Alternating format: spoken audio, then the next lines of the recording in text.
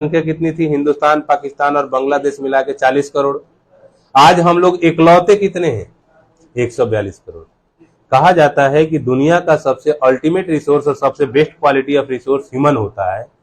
तो अगर ये ह्यूमन रिसोर्स स्किल्ड होता, ट्रेंड होता, एजुकेटेड होता, प्रोफेशनल होता और एसेट के रूप में होता, तो आज भारत जैसा देश हिंदुस्तान को मार्गदर्शन कर रहा होता। बट एक्चुअली क्या है, पॉपुलेशन तो भरपूर है हमारे पास, बट वो पॉपुलेशन एसेट के रूप में नहीं है। किसी भी ह्यूमन को ह्यूमन रिसोर्स बनाने में स्किल्ड, एजुकेशन का अपना एक इंपॉर्टेंट रोल होता है, ट्रेनिंग सेशन का अपना एक इंपॉर्टेंट रोल होता है। जैसे मान लो बच्चे तो सारे हैं, अभी नीट में बैठे थे 25 लाख बच्चे, लेकिन उनमें से जो डॉक्टर बन जाएगा वो बन जाएगा ह्यूमन रिसोर्स, और बाकी जो रोड पे घूमेंगे वो क्या है? ह्यूमन रिसोर्स के रूप में काउंट नहीं किया जाएगा। ह्यूमन रिसोर्स का मतलब होता है एक ट्रेंड स्किल्ड पर्सन जो देश के, नेशन के ग्रोथ में अपना योगदान कर रहा है, और ह्यूमन को रिसोर्स बनाने में सबका ही महत्वपूर्ण योगदान होता है। आपने पढ़ा होगा अमेरिका एक डेवलप कंट्री है, क्योंकि वहां का हर एक आदमी ट्रेंड है, स्किल्ड है, कमा रहा, देश को भी टैक्स दे रहा। हमारे यहाँ तो बस लंगर लगा दो, देखो लाइन में कितने लोग हैं। इसलिए कहा जाता है कि human population is also in negative impact for the degradation of the natural resources, ecosystem and damaging of the houses of the living organism is specially the wild life organism. अब कोई ऐसा बंदा है जो जम्मू एंड कश्मीर के जंगल को लगाया हो? नहीं ना। अंडमान के जंगलों को लगाने के लिए कोई गया था क्या? वो अपने आप हो गया ना। तो जो अपने आप हो गया उसे नेचुरल वेजिटेशन कहते हैं।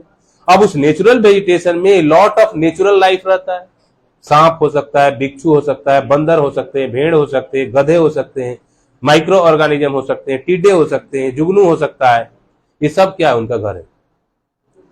और इस धरती पे जितने भी ऑर्गेनिज्म है सबका अपना इकोलॉजिकल सिग्निफिकेंस है।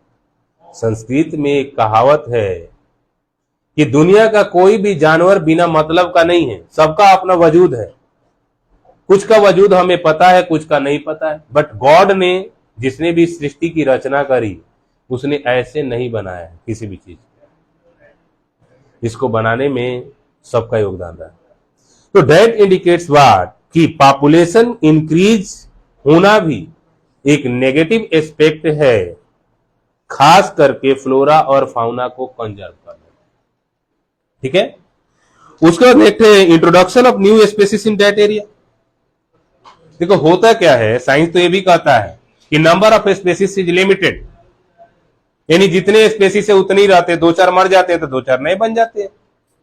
बट हर एक ऑर्गेनिज्म का अपना एक इकोलॉजिकल सिग्निफिकेंस होता है। तो इस केस में अगर इस धरती से ऑर्गेनिज्म की संख्या कम होती चली गई तो आने वाले समय में ह्यूमन लाइफ के लिए एक बहुत बड़ा नेगेटिव एस्पेक्ट हो जाएगा। अभी आप देख रहे हो कि समर सीजन में दिल्ली में बैठे हो 49 डिग्री सी टेम्परेचर हो गया, और इतनी डिग्री सी टेम्परेचर में हम बाहर नहीं निकल पा रहे। क्यों? क्योंकि बाहर का टेम्परेचर बहुत ज्यादा है, तो हम इंडोर रह रहे हैं। अगर ये टेम्परेचर मान लीजिए 50 से ऊपर चला जाए, 1 डिग्री का तो अंतर रह रहा है, 50-51 चला जाए तो एसी भी काम करना बंद कर देगा, क्योंकि एसी का जो लास्ट वर्किंग कैपेबिलिटी होता है वो 51 डिग्री सी होता है। तो उस केस में क्या होगा? पेड़ों की छाया में जाओगे ना, कहां गए? जहां से स्टार्ट किया था वहीं पहुंच गए, और पेड़ है ही नहीं। कहां छत पे बैठोगे हैं, या आर्टिफिशियल पेड़ बनाओगे? आर्टिफिशियल पेड़ छाया तो दे देगा, ऑक्सीजन कौन देगा? तो इसलिए हमें ज्यादा से ज्यादा पेड़ों को लगाने की कोशिश करनी चाहिए, काटने की कोशिश नहीं करनी चाहिए। बट हमारी तो आदत है, हम जिस थाली में खाते हैं उसी में छेद करके भाग लेते हैं। जिस पेड़ ने हमें सब कुछ दिया उसी पेड़ को हम काटते हैं। ऐसा नहीं करना चाहिए। कुछ ऐसे भी ऑर्गेनिज्म होते हैं जो किसी पार्टिकुलर सीजन में किसी पार्टिकुलर प्लेस को छोड़ करके चले जाते हैं।